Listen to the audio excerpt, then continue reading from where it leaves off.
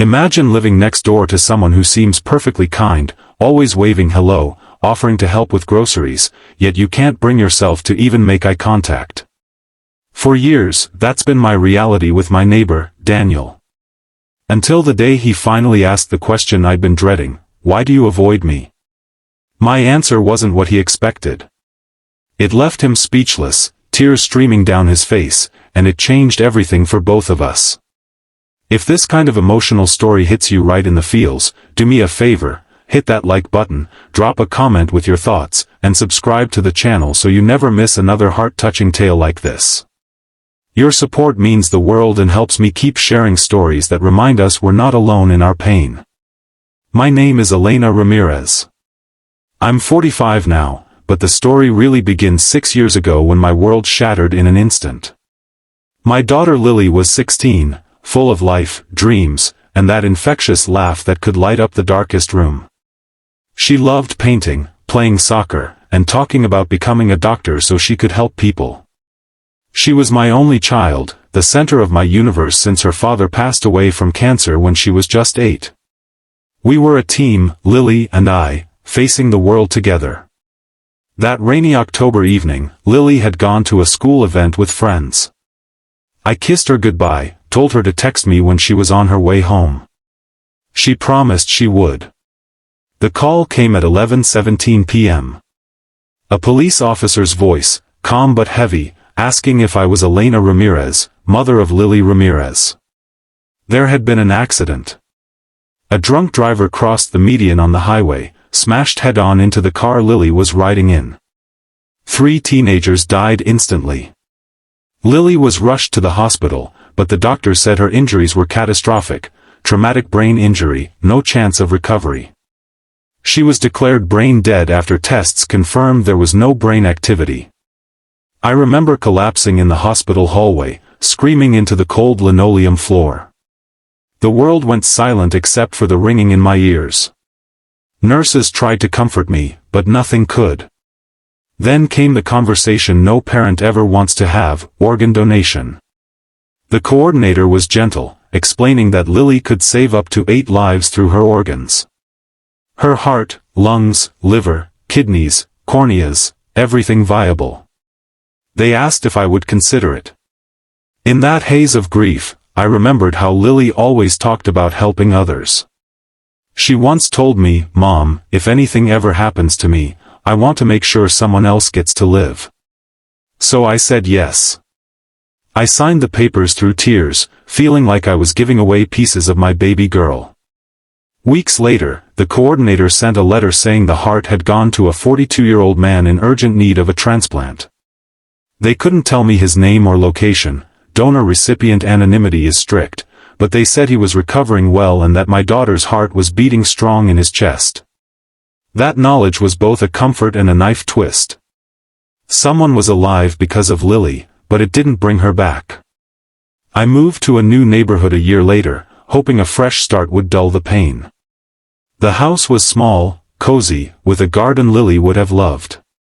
Next door lived Daniel Harper, a quiet man in his late 40s, divorced, with 2 teenage kids he shared custody of. He seemed nice enough, always working in his yard, nodding politely when our eyes met. But every time I saw him, something in my gut twisted. He walked with a certain careful stride, like someone who had been through major surgery. Then one day, I noticed the pill bottle he dropped while getting his mail. Anti-rejection medication. The same kind the coordinator had mentioned Lily's recipient would take for life. I froze. Could it be? The timing matched. He had moved to the area around the same time I did. And the scar peeking from his shirt collar when he bent down, right where a heart transplant incision would be. I never asked. I couldn't. Instead, I started avoiding him completely. If I saw his car pull in, I waited in my driveway until he went inside. I stopped gardening when he was out. I even changed my walking route so I wouldn't pass his house. It wasn't that I hated him. Quite the opposite.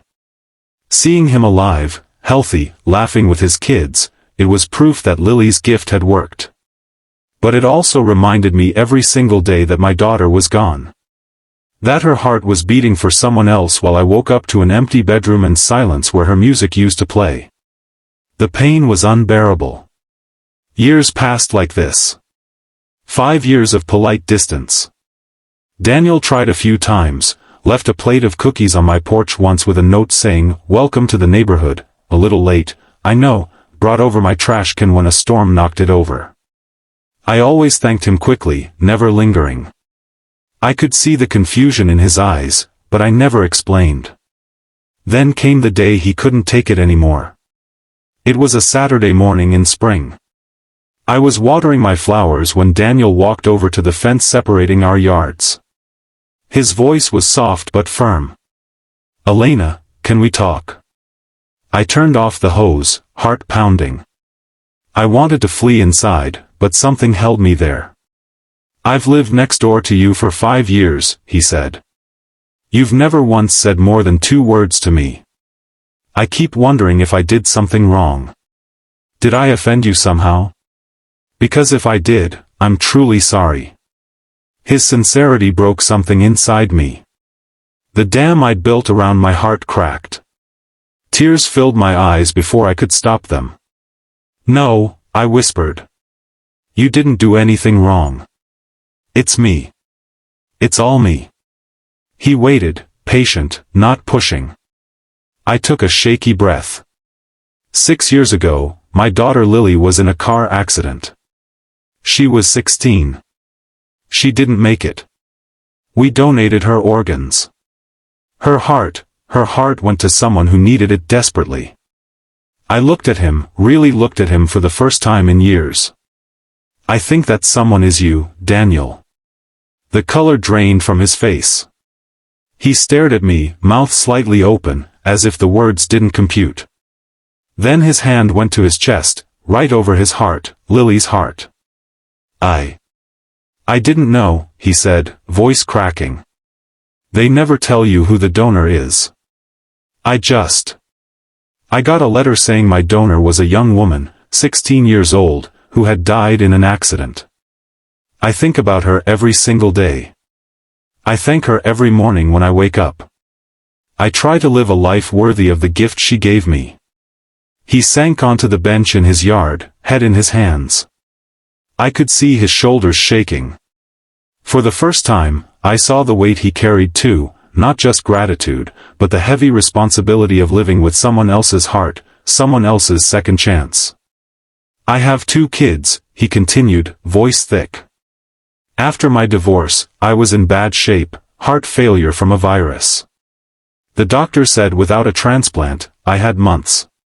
Then the call came. I got Lily's heart, and suddenly I had years. I got to see my daughter graduate high school, my son start college.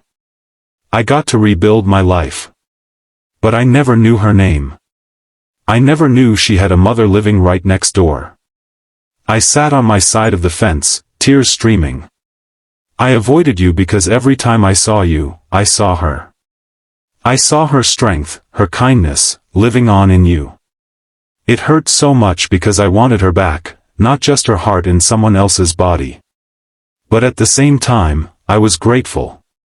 You were living proof that her death wasn't meaningless. That she saved you. And I couldn't face that contradiction. So I hid." Daniel looked up, eyes red. "Elena, I'm so sorry for your loss. I can't imagine what you've been through. But thank you. Thank you for giving me Lily's heart. Thank you for letting me live. And I'm sorry if my being here has caused you more pain." We sat in silence for a long time, the birds chirping, the sun warming the air. Finally, I spoke. Would you tell me about your life? About how you've been living with her heart?" He smiled through tears. "Every day I try to be kind, because I know someone gave me this chance. I volunteer at the hospital now, talking to transplant patients.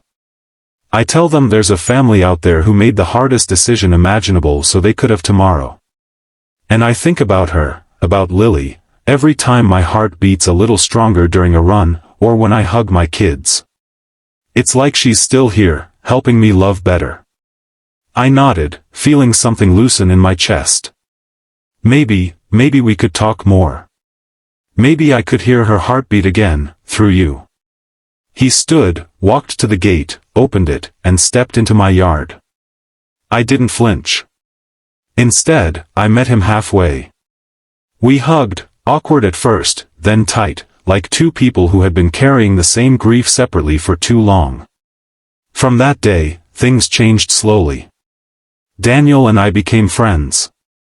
He told me stories about how he felt after the transplant, the fear, the joy, the gratitude. I shared memories of Lily, her favorite songs, her silly jokes, the way she hugged me goodnight.